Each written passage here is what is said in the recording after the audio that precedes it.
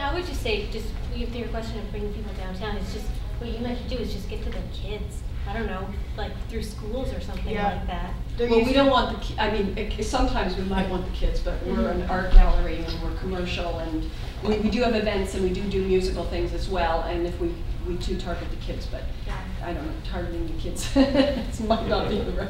I had a feeling you were going to say that. And talking about communicating more, if that's a possibility, like what if we communicated amongst each other and came up with events that combined these things? So something where the parents can go to the gallery while the kids are at the concert sort of thing. I think amongst us there are a lot of really great possibilities. We just need to talk to each other more. And then I just wanted to add to this. In terms of CFRC, our signal strength reaches Rockville to Belleville and Watertown to Smith Falls, so that is outside of Kingston. And I think we do have listeners in those areas, and potentially we have 270,000 listeners in the area. Obviously not all of them listen, but that's the area that we cover. Yeah. Great. In the last few years I've been living in Calgary, we're getting people living in sprawl to come out to anything downtown is obviously more of a problem than here. I think it's a problem anywhere in any city. But I've been hearing rumors about people who are arts organizations who are collaborating with different disciplines and actually blitzing the burbs. So coming out with different disciplines and just going to the corner of Maple Street and Sunny Ave and performing. So everybody does a little thing, or they go to the park, or they go to the mall in the parking lot and they do it, and then hand out brochures about their galleries, whatever. And I think that would fly very much here in Kingston. Maybe something that the Arts Council might want to take on, but we're big on flash mobs. Yeah, well, that's sort of what it's like, like have a little musical performance, bring some art, performance artists, show film, anything like that, and bring a little culture to the burbs, and then maybe people will come out. Yeah, I actually wanted to ask a question of the audience, and I'm glad you mentioned that, because I was going to say, instead of bringing them down here, go out there, like bring some culture to the burbs. That's an awesome idea. Where do your audiences come from? I mean, I know you come from a whole bunch of different sorts of arts groups and so on, but I mean, do you actually ever draw anybody from Watertown or Brockville to your event? Yeah. Yeah. So yeah, great question. How many are there? Does anyone want to speak to special audiences that they reach that maybe they think a lot of us aren't reaching? I work with Ali, Studio 22 Gallery, open gallery. The most interesting demographic for us, Friday nights. And we've been open on Friday nights for years now, till 10, 11. People who are at the B&Bs coming back with a bottle of wine and feeling really satisfied, walking across that square, seeing the light and coming up. Ottawa, outside of Ottawa, a lot of people, Brockville, Watertown, and a lot of people who come to this community to spend a weekend, which I find refreshing. They are getting away from Ottawa or outside and coming down here, parking their cars and walking about. And so that is one of our best demographics. Hi, I'm Kyra Walker-Pearson, and I work with the Grand Theatre and with Youth Performing Arts. And I just wanted to say that both places that I work for have an international appeal and do draw people from outside of local. So that's a good plug if you can book those people. And also our ticket price is really affordable. So we can complain about the rental rates, but they're actually quite good, I think. And our ticket price is really exceptional because of the subsidies from the city and the university.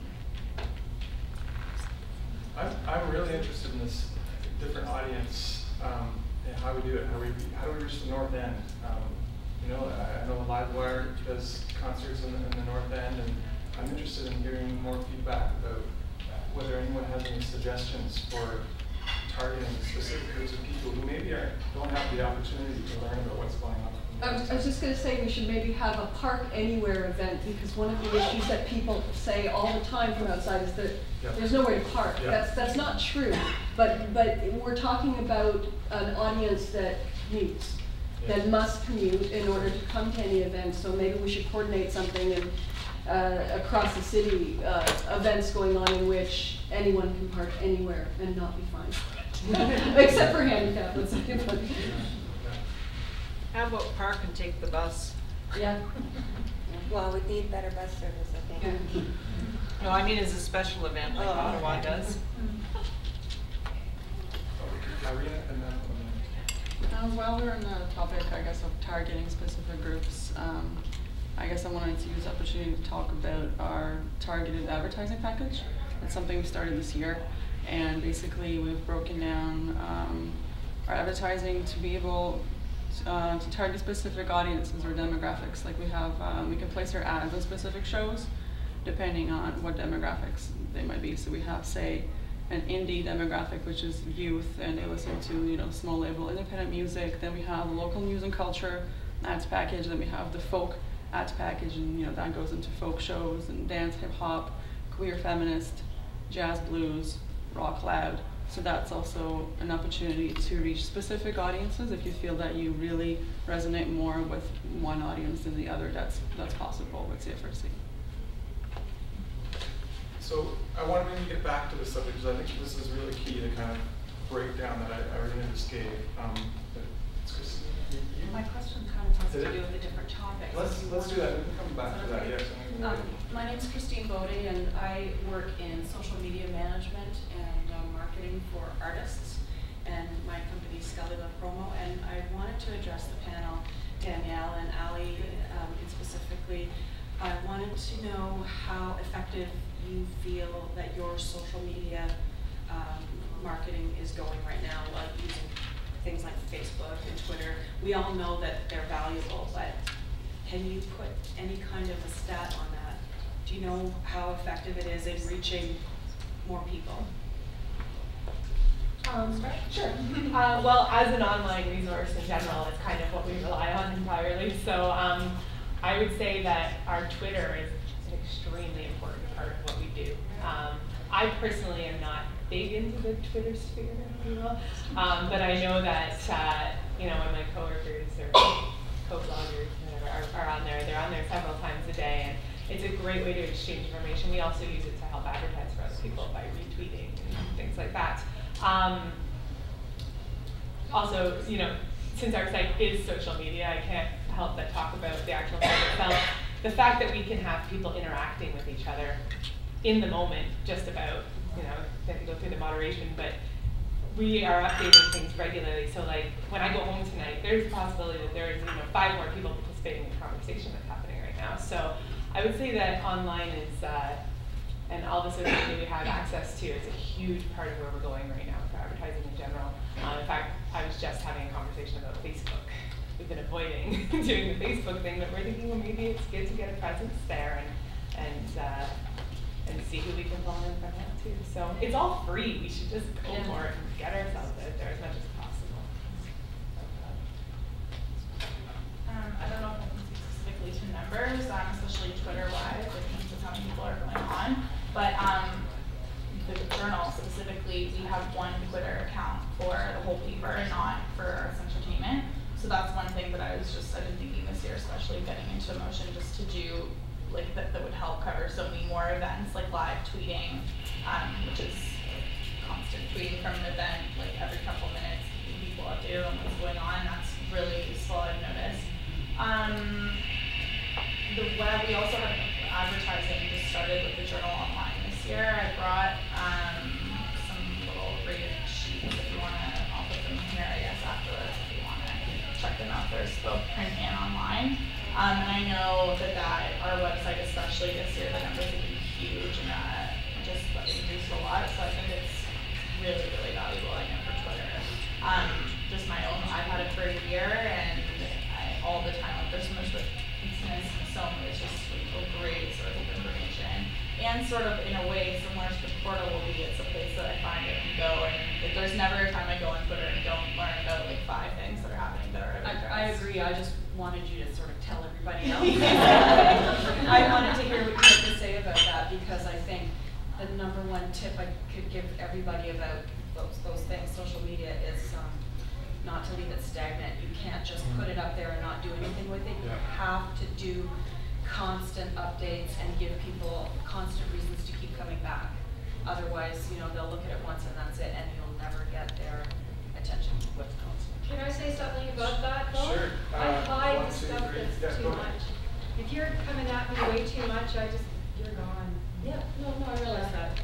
So the right amount of much. I'd say you should at least update once a week. Yeah, that's not. I that's don't think that's excessive. So, Matt, and then, did you have a comment, or was I just? You just answered. Okay,